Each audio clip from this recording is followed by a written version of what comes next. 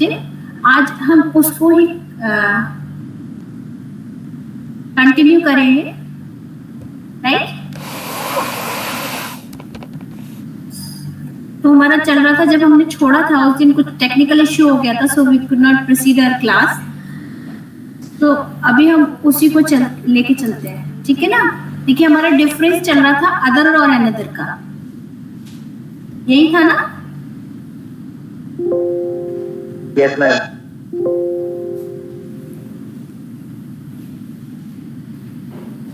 अभी देखो हमने उस दिन डिस्कस किया तो हमने कहा कि दोनों का बिल्कुल मीनिंग जो है वो बिल्कुल सेम ही होता है, दोनों का मतलब होता है दूसरा। लेकिन ये दूसरा जो है वो किस सेंस में होता है? देखिए जो अदर का मतलब होता है उसका मतलब होता है एक्स्ट्रा, मतलब we have something but we want something more. तो ये मोर इन एडिशन, मतलब जो वॉट एवर वी हैव उसका हमें उससे ज्यादा चाहिए, उससे अलग कुछ चाहिए, तो वो एक्स्ट्रा के सेंस में आता है। और अनदर जो होता है वो एक ऑल्टरनेटिव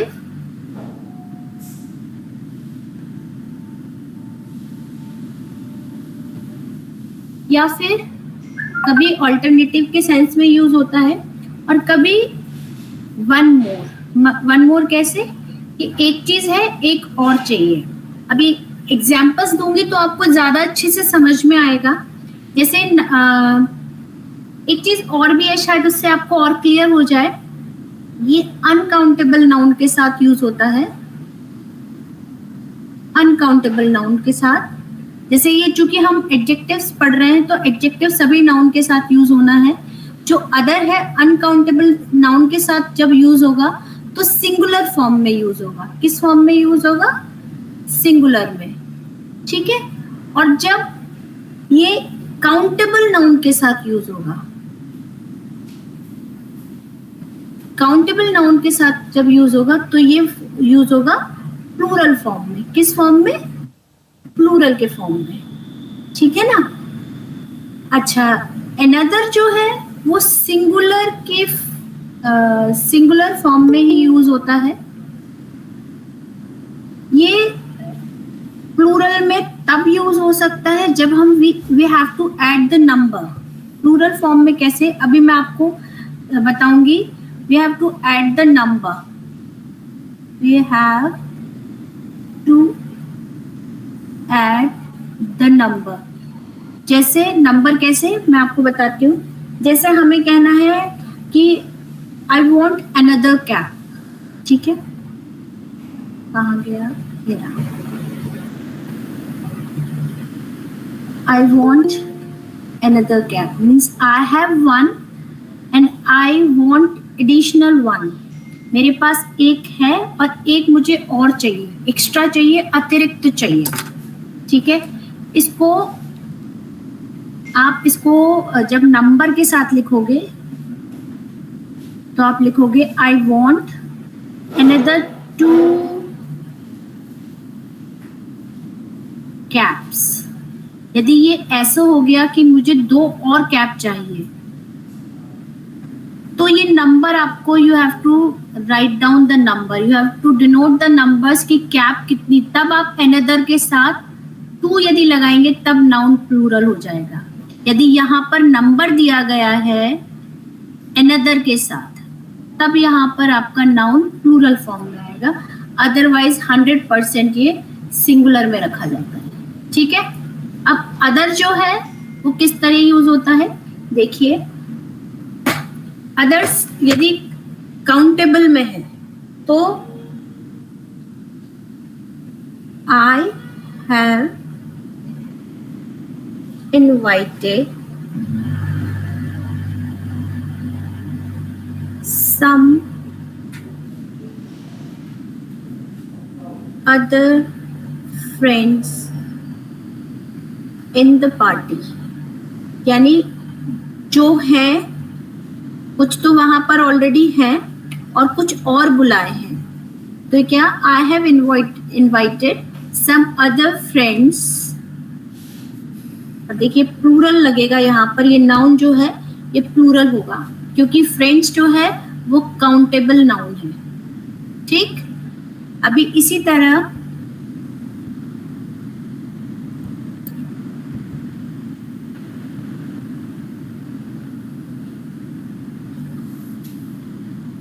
देखिए, इसी तरह यदि हम अनकाउंटेबल का एक एग्जाम्पल लेते हैं,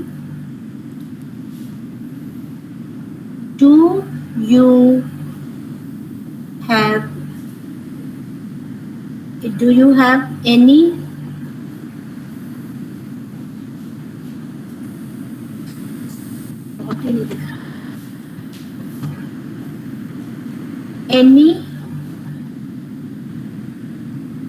other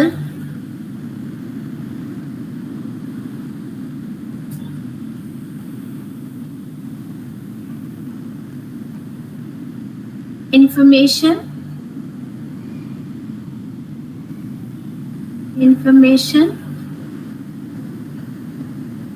regarding this, इस संबंध में क्या आपके पास और कोई इंफॉर्मेशन है?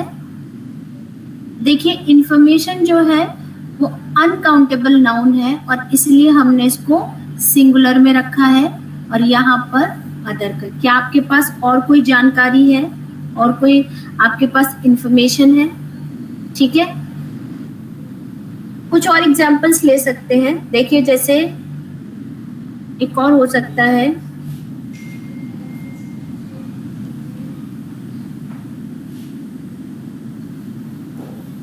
if there was any other way to go, I would like to go there. यानी जाने का कोई दूसरा रास्ता हो तो मैं उससे जाना पसंद करूंगा। ठीक है, अभी देखिए,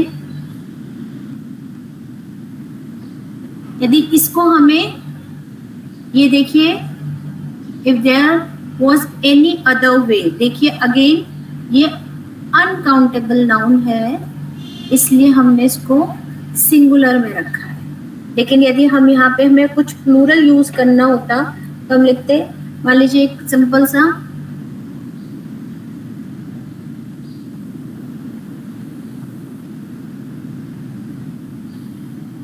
when will other boys come? देखिए, when will other boys, यहाँ पर ये नाउन है, ये प्लूरल फॉर्म में रखा है क्योंकि बॉयज जो है वो काउंटेबल है। और देखिए, अदर दूसरे लड़के कब आएंगे, मतलब कुछ आ चुके हैं और कुछ और का वेट किया जा रहा है। अब देखिए, अनदर का यूज हम किस तरह करते हैं। अनदर मैंने आपको बताया कि ये एडिशनल के फॉर्म में यूज होता है, मतलब we want one more, I have already one but I need one more, उसके सेंस में यूज होता है। देखिए,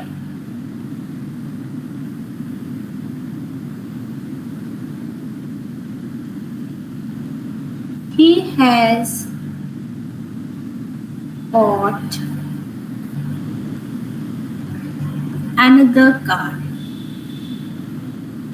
मतलब he has already one, now he has purchased one more car। ठीक, इसी तरह I have another sandwich,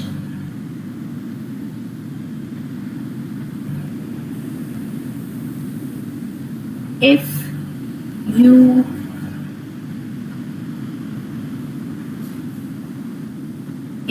are hungry,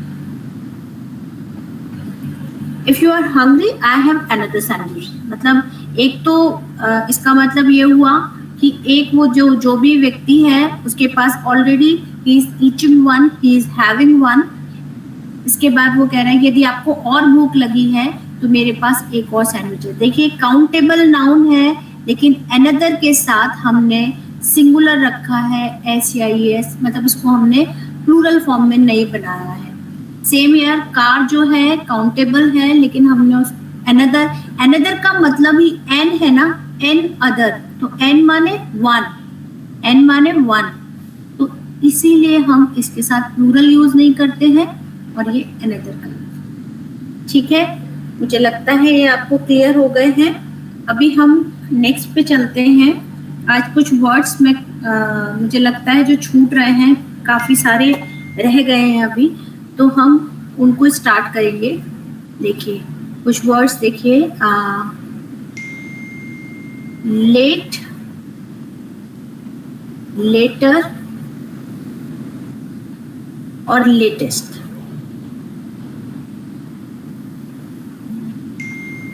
एक और वर्ड होता है LATTER, लेटर और लास्ट।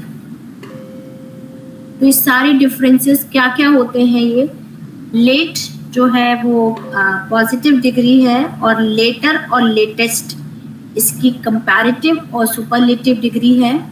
अब इनका किस तरह से यूज होता है, ये सभी जो हैं ये सभी चाहे लेट हो, लेटर हो या लेटेस्ट हो, लेटर हो या लास्ट हो, ये सभी हमें टाइम का बोध कराते हैं। They all denotes time. अब समय का जब हमें ये बोध करा रहे हैं तो किस तरह से होता है, जो लेट होता है वो it is near the end of a period, जब बिल्कुल टाइम खत्म होने वाला होता है तब लेट का यूज होता है।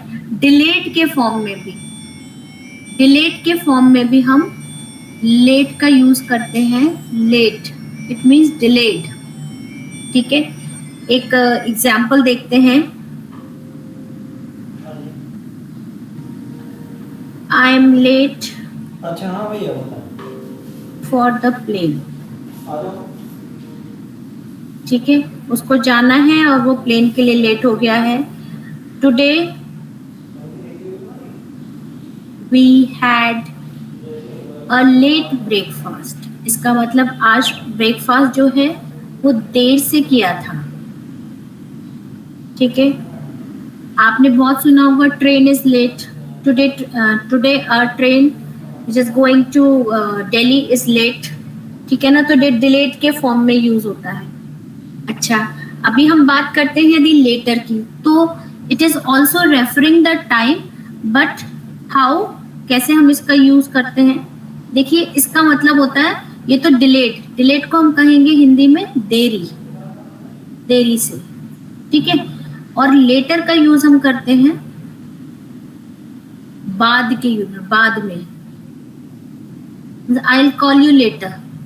ठीक है, I will call you later। इसका मतलब इस समय मुझे काम है और मैं तुमसे बाद में फोन पर बात करूंगी। I'll call you later, मैं तुमसे बाद में कॉल करूंगी तुम्हें। ठीक है ना। उसी तरह एक a few days, एक मिनट अभी बनाती हूँ।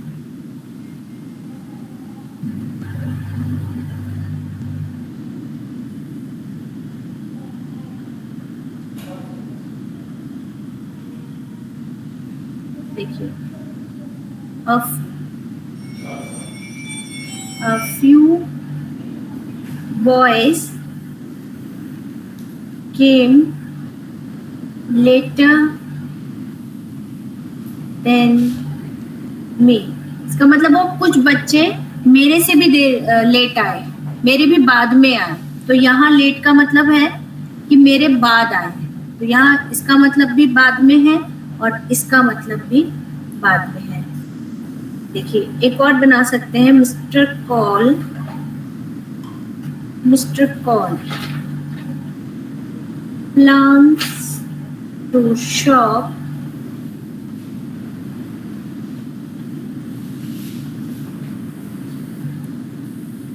for a blazer later this week। यानी मिस्टर कॉल ने प्लान किया कि जो ब्लेजर उन्हें खरीदना है इस वीक के बाद खरीदेंगे। ठीक है, तो ये लेटर के फॉर्म में होता है। अभी हम बात करते हैं लेटेस्ट की। देखिए लेटेस्ट, लेकिन लेटेस्ट से पहले हम LATTER की बात करते हैं।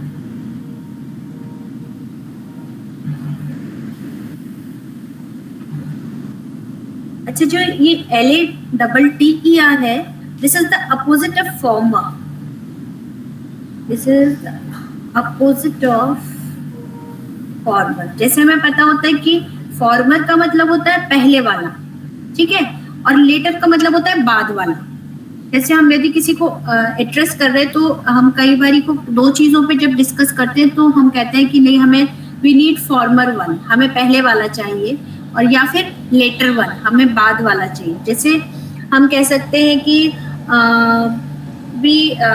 the first two movies of Salman Khan, I prefer या I like the later one। हमें दूसरी वाली जो बाद वाली थी वो दूसरी वाली हमें पसंद आई। जैसे मैं लिख देती हूँ एग्जाम्पल,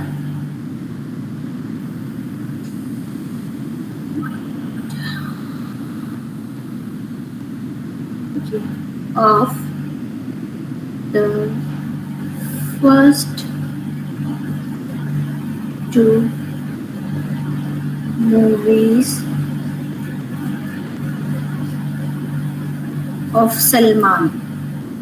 मतलब सलमान की जो दो पिक्चरें थी, दो मूवीज स्टार्टिंग की, जो उसकी फर्स्ट टू मूवीज यानी पहली और दूसरी मूवी जो थी, आई prefer the letter.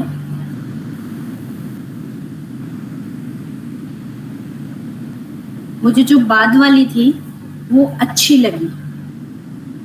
She has the option of, एक और एग्जाम्पल ले सकते हैं, she has the option of, she has the option of silk and chiffon sari। She chose the letter, she chose the letter।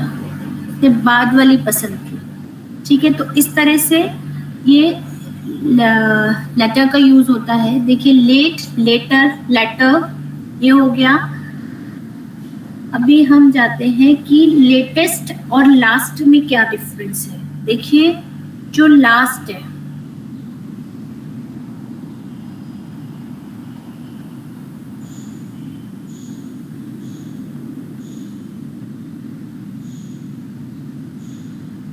Last माने तो आखिरी होता है, मतलब इसके बाद कुछ नहीं, दिस इज द एंड। तो this is like last means and. This is the last time I warn you. This is the last time I warn it.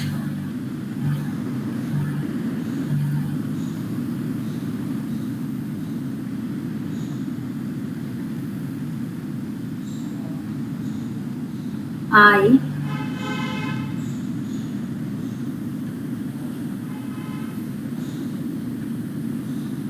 want, या I am warning you।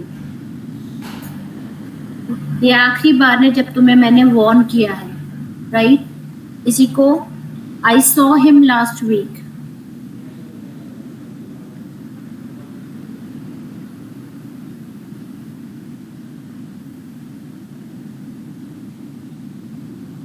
ठीक है, next देखिए, I went to New York last month. ये तो आपने बहुत सुने होंगे, तो बहुत कॉमन एग्जाम्पल्स हैं।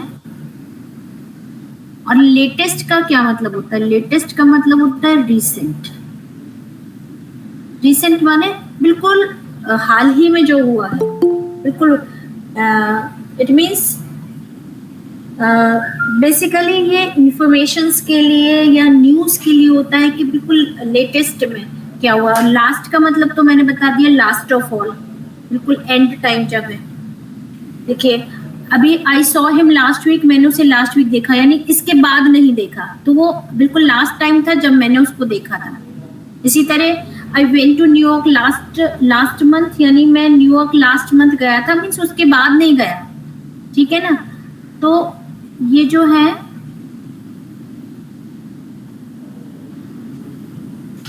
लेटेस्ट, देखिए लेटेस्ट का मतलब होता है रिसेंट, और रिसेंट मैंने बताया बिल्कुल लेटेस्ट मतलब बिल्कुल रिसेंट का मतलब हो गया बिल्कुल न्यू इन्फॉर्मेशन जो आपके पास है। I have heard his demise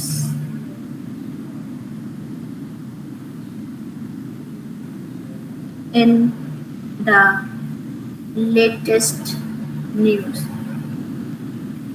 Yeah, I have heard about his accident का एक्सीडेंट भी हो सकता है। इन द लेटेस्ट न्यूज, जो बिल्कुल रिसेंट जो खबर आई उसमें उसकी दुर्घटना की खबर मुझे मिली। तो ये सारे जो हैं ये इनका यूज इस तरह से होता है। देखिए लेट, लेटर और लेटेस्ट। लेट का मतलब होता है देरी, डिलेट के सेंस में यूज होता है। Today we had a late breakfast, आज हमने लेट ब्रेकफास्ट किया। लेटर, LATER, लेटर का यूज बाद में के सेंस में होता है। ये सभी टाइम को रेफर करते हैं। जैसे I will call you later, इसका मतलब मैं तुम्हें बाद में फोन करूंगी।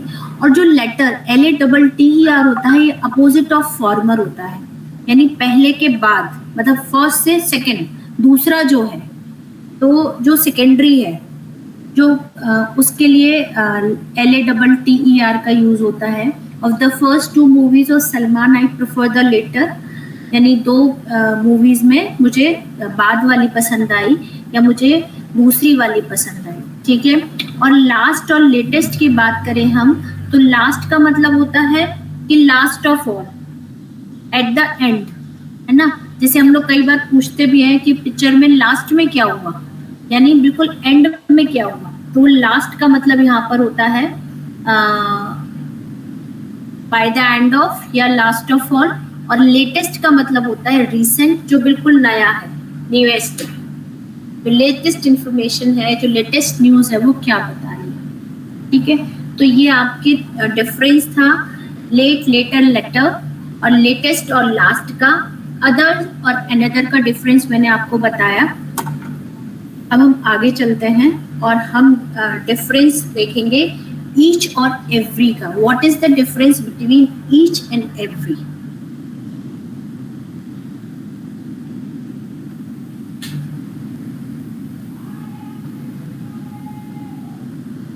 Each, now here is every. Each माने वैसे हिंदी में प्रत्येक, यानी एक एक, और every का मतलब होता है सब, ठीक है। तो शायद थोड़ा सा आपको हिंट से हिंदी से समझ आया, बट यदि आप इंग्लिश में बात करो तो उसको हम कहेंगे one at a time. One at a time मतलब इंडिविजुअली हम जब बात करते हैं तो ईच का यूज होता है, और हम जब कलेक्टिवली बात करते हैं तो एवरी का यूज होता है, ठीक है ना। यहाँ पे हम इंडिविजुअली बात नहीं कर सकते। हम कैसे बात करते हैं, हम ये इसीलिए ये इंडेफिनिट है और स्ट्रॉन्गर वर्ड है। This is indefinite, this word is indefinite,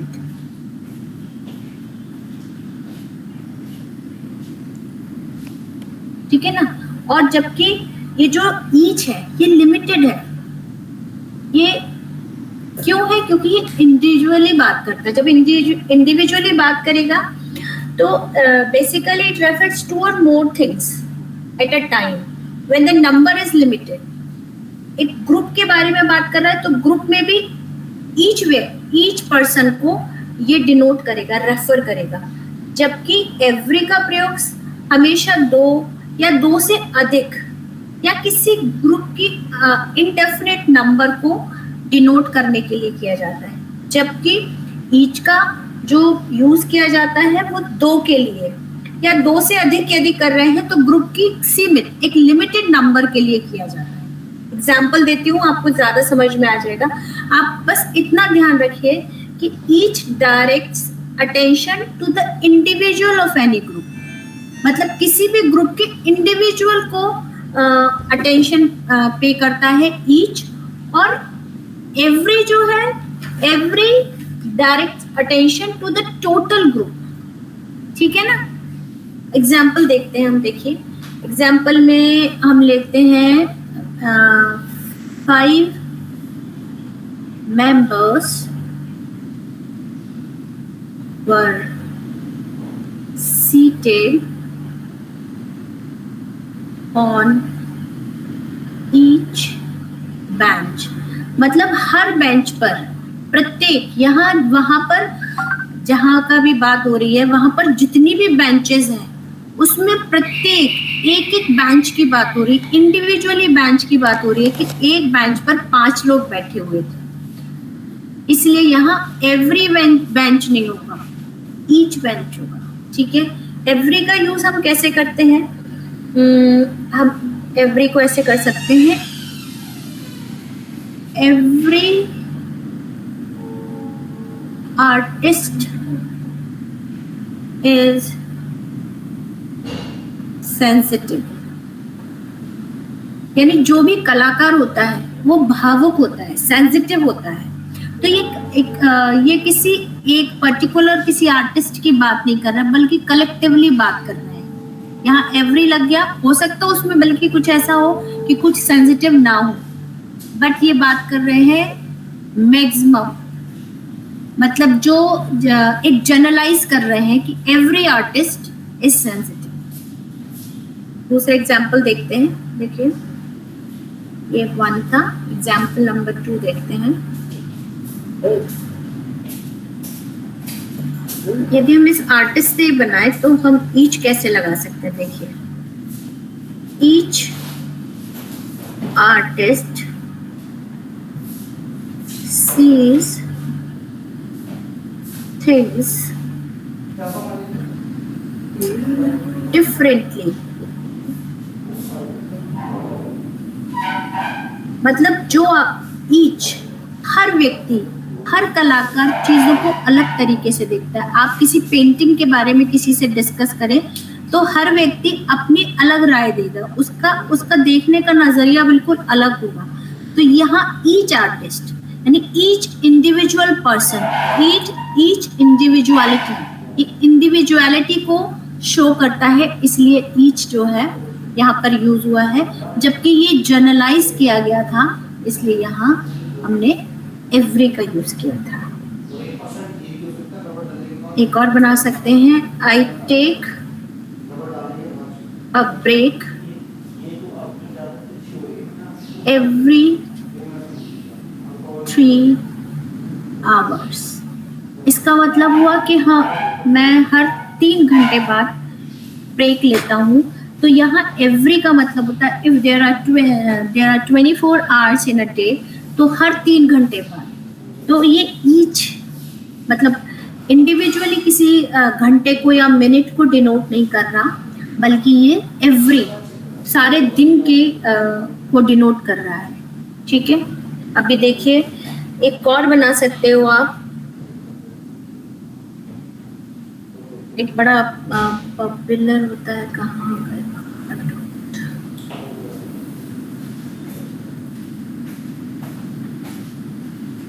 बच्चे देखिए, एक होता है दे हेट ईच अदर, ये भी हो सकता है, इसका अपोजिट भी हो सकता है, they need each other, they love each other, कुछ भी हो सकता है। When we are talking about they hate each other, यहाँ 2 ही व्यक्ति हैं और देखिए इंडिविजुअली रिप्रेजेंट कर रहा है ईच, कि दोनों ही एक दूसरे से करते हैं, एक व्यक्ति नहीं बल्कि दूसरा व्यक्ति भी। They both hate each other, same with love each other. अच्छा, यदि हम एवरी की बात करें तो इसको किस तरह से, एवरी स्टूडेंट was satisfied, चला गया,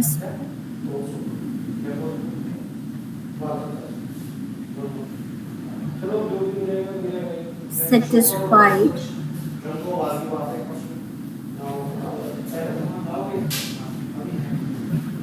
with the teacher। तो ये जनरलाइज कर रहे हैं, कलेक्टिवली कर रहे हैं कि सभी लोग टीचर से, सभी स्टूडेंट टीचर से संतुष्ट थे, सभी, एवरीबडी वाज हैप्पी, तो सभी खुश थे। ठीक है, तो ये this is the difference between each and every.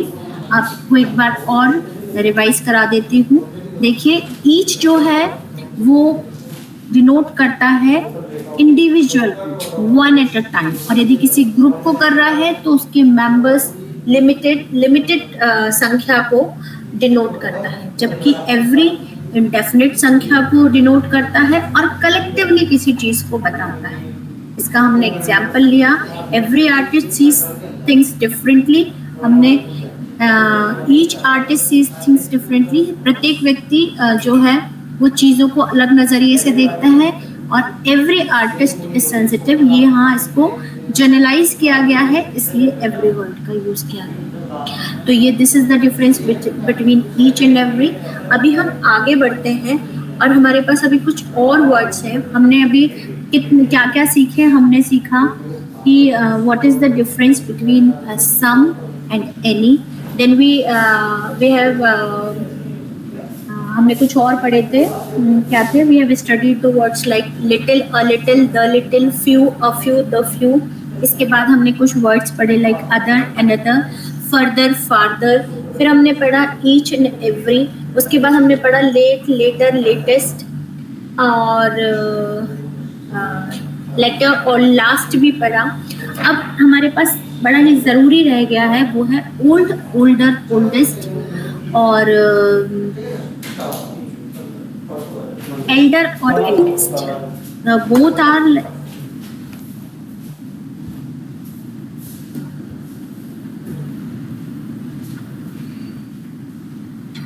अभी हम यहाँ आते हैं ओल्डर एंड ओल्डेस्ट। ठीक है, और अभी हम यहाँ देखेंगे एल्डर और एल्डेस्ट। आपको पता है ये दोनों ही वर्ड जो है वो ओल्ड, जो इनकी पॉजिटिव डिग्री है, उससे बने हुए हैं। दोनों के पहले ओल्ड होगा, ये देखिए, इसके पहले भी ओल्ड होगा।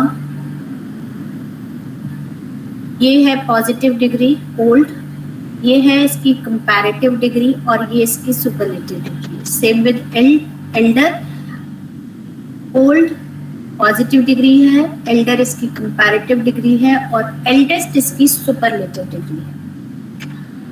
अभी कहाँ हमें ओल्डर का यूज करना है और कहाँ एल्डर का यूज करना है? देखिए, यहाँ दोनों का जो ओल्डर है वो दो एज और time, it refers to both age और टाइम, दोनों को बताता है। यानी समय ज़्यादा, हम कहते हैं ना कि ओल्डर डेज ऐसे होते थे, तो वो जो पुराने दिनों की बात करते हैं, या किसी पुरानी चीज़ों की बात करते हैं, या किसी पुराने व्यक्ति की बात करते हैं, तो एज और टाइम दोनों को डिनोट करता है, रेफर करता है। और एल्डर जो है वो सिर्फ एज को बताता है। किसको? एज को denote, it refers only age, not time. अब हम बात करते हैं, हमें ये तो पता ही है कि नाउन दोनों नाउन के साथ यूज होते हैं। Noun is the name of person, place, animal और थिंग। कुछ कोई भी नेमिंग वर्ड आता है तो उसके साथ हम इनका यूज करते हैं। अच्छा, एज के साथ जब हम यूज करते हैं तो क्या अंतर आ जाता है? जब हम इसका यूज करेंगे तो ये बेसिकली ब्लड रिलेशंस के साथ यूज होता है। जैसे हम अपने भाई बहनों के बारे में बात करेंगे, ग्रैंड मदर, ग्रैंड फादर के बारे में, फादर मदर के बारे में बात करेंगे। बेसिकली एल्डर और एल्डेस्ट जो है वो किसके लिए यूज होता है? ब्लड रिलेशंस के साथ। और जो ओल्डर और ओल्डेस्ट यूज होता है वो होता है जनरल। सभी के साथ, ब्लड रिलेशंस के साथ भी इनको यूज कर देते हैं, बट ये जनरल है, जनरल सेंस में यूज होता है। ठीक है, अभी दूसरी चीज क्या याद रखने की या समझने की है, वो ये है कि ये जो कैसे हम इसको समझ पाएंगे। जो ओल्डर होगा ना, कंपैरेटिव डिग्री की हम बात करें, ओल्डर जब हम यूज करेंगे तो हमें सबको पता है कि जब हम कंपैरेटिव डिग्री का यूज करते हैं तो वी यूज देन, ठीक है।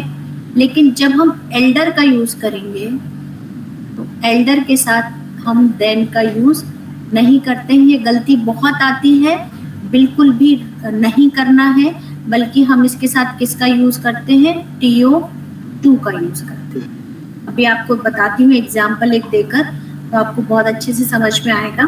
देखिए, यदि हम यहाँ पे लिखते हैं Ram is older than Hari, तो we use comparative degree and we use than. यदि हमें ऐसे ही लिखना है यहाँ पे, तो हम कैसे लिखेंगे, my brother is elder to me। देखिए, सेम कंपैरेटिव डिग्री है, बट हमने देन का यूज नहीं करके यहाँ पे टू का यूज किया है। ये आपके सिंटेक्स में, करेक्शन में, स्पॉटिंग एरर्स में या करेक्ट द फॉलोइंग में बहुत यूज होते हैं, बहुत ज्यादा आती है गलती, तो इस पे बहुत फोकस करिएगा। ध्यान रखिएगा कि यदि देन है, पहले तो ये चेक करिएगा यहाँ एल्डर लिखा हुआ है या ओल्डर लिखा हुआ है। यदि ओल्डर लिखा हुआ है तो ये टू गलत है, देन आएगा। और यदि यहाँ पर एल्डर लिखा है और यहाँ देन लिखा हुआ है तो देन गलत है, यहाँ पर टू आएगा। एल्डर के साथ कभी भी देन का यूज नहीं, ठीक है। तो ये इसका आपको अंतर मैंने बताया, और ये मैंने आपको बता ही दिया कि दोनों में यूज होता है। देखिए, ब्लड रिलेशन में भी ओल्डर का आप यूज कर सकते हैं, कैसे बताती हूँ।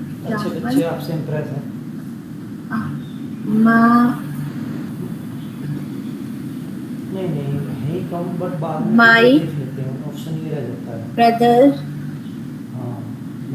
Is 2 years older than। अब ये सही है, लेकिन आपने इसको कैसे पहचानना है, देन से पहचानना है, ठीक। तो आप श्योर हो जाइए कि लेकिन एल्डर का यूज कभी भी, जैसे हमने इसमें लिख दिया था ना, राम इज ओल्डर देन हरी, यहाँ पे एल्डर वर्ड नहीं आएगा, एल्डर रॉन्ग हो जाएगा। यदि हमने यहाँ लिख देना एल्डर टू हरी लिख देना तो भी गलत हो जाएगा। यदि हम लिखें राम इज एल्डर टू हरी तो दिस इज रॉन्ग। एल्डर जो है वो हमेशा ब्लड रिलेशंस के साथ यूज होता है, जनरल के साथ नहीं यूज होता। यदि आप माई ब्रदर, माई सिस्टर, माई सन ऐसा कुछ लिखते हैं तो आपको एल्डर का ही यूज करना होगा, ओल्डर का नहीं करना। जैसे आप लिख सकते हो my elder brother's name is something like Rahul, my elder son is an engineer, he is my elder son। ये भी आप लिख सकते हो, मैं ये लिख देती हूँ सिंपल, मैं simple, he is my elder son। तो देखिए, यहाँ पर कंपैरिजन के लिए आपके पास कुछ नहीं है, बट इसका मतलब ये हुआ यू हैव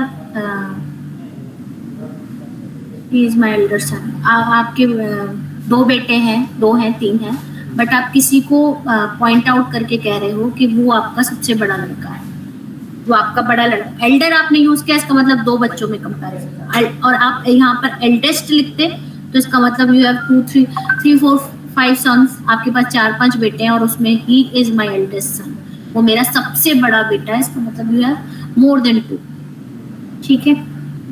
चलिए, अभी ओल्डर और एल्डर का शॉर्ट आउट हुआ। अभी हम आते हैं ये अच्छा, एक बात और है, आपने इसमें देखी हो,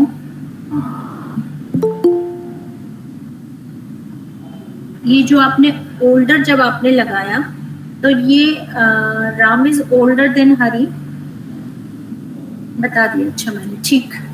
चलिए अभी हम ओल्डेस्ट की बात करते हैं।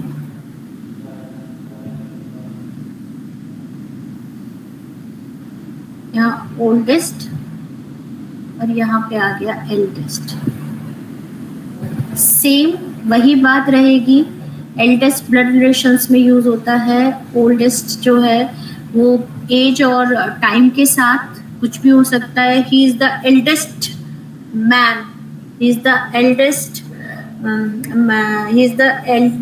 he is the oldest teacher in our school। वो हमारे उसका सबसे बूढ़ा, यहाँ सबसे बूढ़ा हो जाएगा है। या आप ऐसे भी लिख सकते हो, it is the oldest church, it is the oldest temple in Kerala। this से बनाओ, इसे यहाँ बनाती हूँ।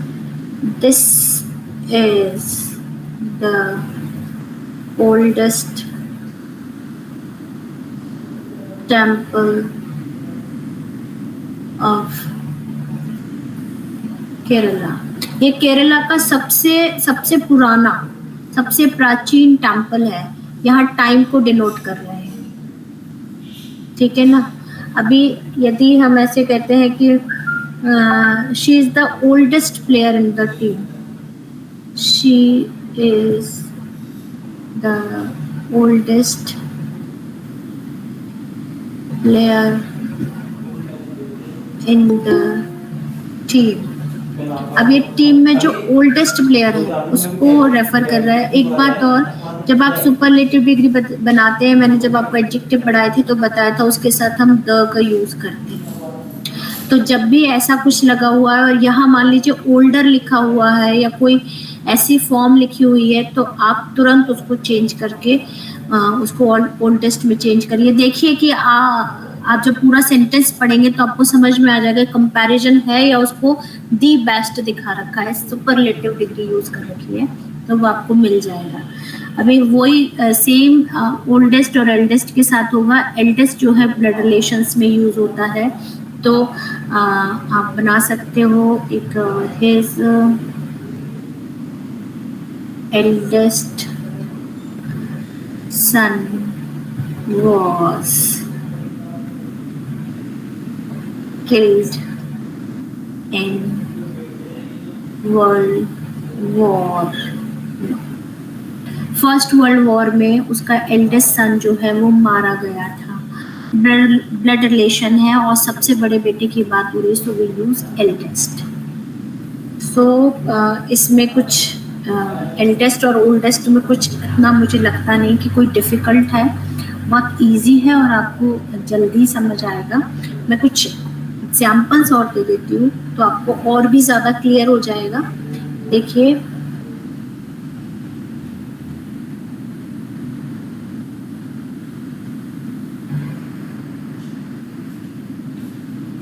he is the oldest man in the village। कई बार हम न्यूज़ में पढ़ते हैं ना कि उस गांव में एक 123 इयर्स का, 130 साल का है, कोई 123 साल का वृद्ध है, तो वो गांव का सबसे बूढ़ा व्यक्ति है। तो ये उसी तरह मैंने बनाया है। अभी देखिए, we should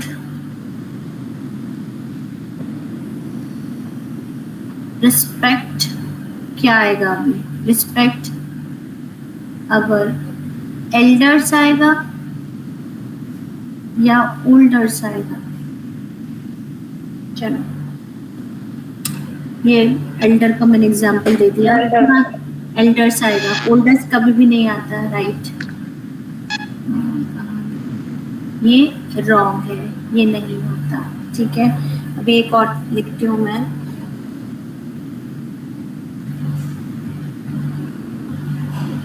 I am the eldest of 4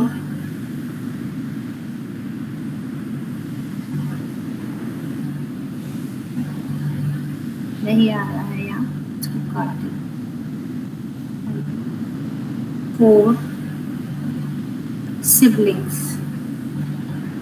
यानी जो 4 सिबलिंग्स हैं उसमें मैं कैसा हूँ, एल्डेस्ट वन, सबसे बड़ा। ठीक है, तो जो मेरे 4 सिबलिंग्स हैं, मेरे 4 भाई बहन हैं, उनमें मैं सबसे बड़ा हूँ, ये एल्डेस्ट हो गया। तो this is the use of oldest and eldest, Elder और ओल्डर। और एक बार फिर से रिवाइज कर देती हूँ। देखिए, ओल्डर और एल्डर दोनों का मतलब होता है, दोनों का या तो टाइम के सेंस में यूज, टाइम के सेंस में तो दोनों का यूज नहीं होता, एज के सेंस में दोनों का यूज होता है। ठीक है, तो ओल्डर जो है वो जनरल रिलेशंस के साथ यूज होता है और एल्डर जो है ब्लड रिलेशंस के साथ यूज होता है। 100% ब्लड रिलेशन के साथ ही आएगा। ध्यान देने वाली बात ये है कि जो ओल्डर होगा उसके साथ कंपैरेटिव डिग्री में हम देन का यूज करेंगे, एल्डर के साथ हम देन का नहीं बल्कि टू का यूज करेंगे। ठीक, ओल्डेस्ट और एल्डेस्ट, ओल्डेस्ट सुपरलेटिव डिग्री के साथ यूज होगा और एल्डेस्ट भी सुपरलेटिव डिग्री है, इसके साथ ही यूज होगा, बट सेम ये ब्लड रिलेशन के साथ यूज होगा और ये जनरल रिलेशन के साथ यूज होगा। ठीक है, अभी हम नेक्स्ट चलते हैं, नेक्स्ट डिफरेंस हम देखते हैं। मैम ऑफ कर दें? क्लास हो गई? अच्छा, हाँ ठीक है सर, कोई सर मैं बच्चों से थोड़ी बात करूंगी। अच्छा, कर लीजिए। हाँ बच्चों, आप लोगों का लगभग आज ये पूरा हो गया है और मैंने जब आपको फ्यू, फ्यूअर और फ्यूएस्ट पढ़ाया था तो आपने उसमें फ्यूअर और लेस का डिफरेंस भी देखा होगा। फ्यूअर, लेस जो है लिटिल लेस से बनता है, तो लिटिल हमेशा किसके लिए यूज होता है, लिटिल जो है वो अनकाउंटेबल नाउन के लिए यूज होता है और फ्यू जो है काउंटेबल नाउन के लिए यूज होता है। तो फ्यूअर और लेस का भी डिफरेंस यही है कि फ्यूअर जो होगा कंपैरेटिव डिग्री है और ये काउंटेबल नाउन के साथ यूज होगा और लेस जो कंपैरेटिव डिग्री है ये अनकाउंटेबल नाउन के साथ यूज होगा। ठीक है, नियरेस्ट और नेक्स्ट का भी यही होगा। ये 2 डिफरेंस ही थे बस। नियरेस्ट जो है वो मोस्ट नियर जो आपके होगा, सबसे नजदीक होगा, उसके लिए यूज होता है। और नेक्स्ट जो है वो अगला, मतलब डिनोट्स ऑर्डर और पोजीशन। आपका ऑर्डर जो नेक्स्ट ऑर्डर, मतलब नेक्स्ट जो है होगा, अगला होगा, उसके लिए यूज होगा। जैसे his house is next to me, उसका घर मेरे से अगला ही है, मतलब ही इज माय नेबर। तो इस तरह से इनका यूज होगा। This is all about adjective. आज आपका एडजेक्टिव खत्म हो गया है और नेक्स्ट क्लास जो पार्ट्स ऑफ स्पीच की होगी, तो पार्ट्स ऑफ स्पीच में आपका क्या प्रोनाउन हो चुका है? लेट मी नो प्लीज, आपका प्रोनाउन हो चुका है क्या?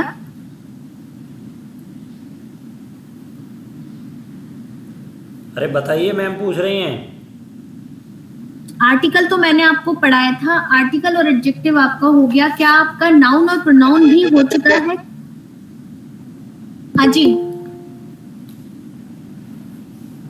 M I audible? Yes ma'am. हाँ, तो बच्चों क्या आपका रह गया है, नाउन या प्रोनाउन?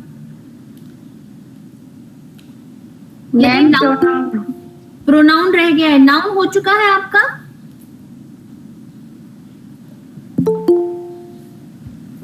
मैम सर ने कराया था दूसरे सर ने कराया था ना, ठीक है, तो आपका नाउन इसका मतलब हो चुका है। और यदि प्रोनाउन भी हो गया है तो फिर उसका हम प्रीपोजिशन और कंजंक्शन लेते हैं।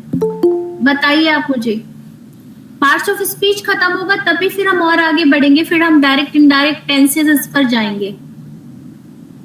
So please let me know कि आपका कौन सा टॉपिक छूट रहा है। नेक्स्ट वीक हम उसी को डिस्कस करेंगे।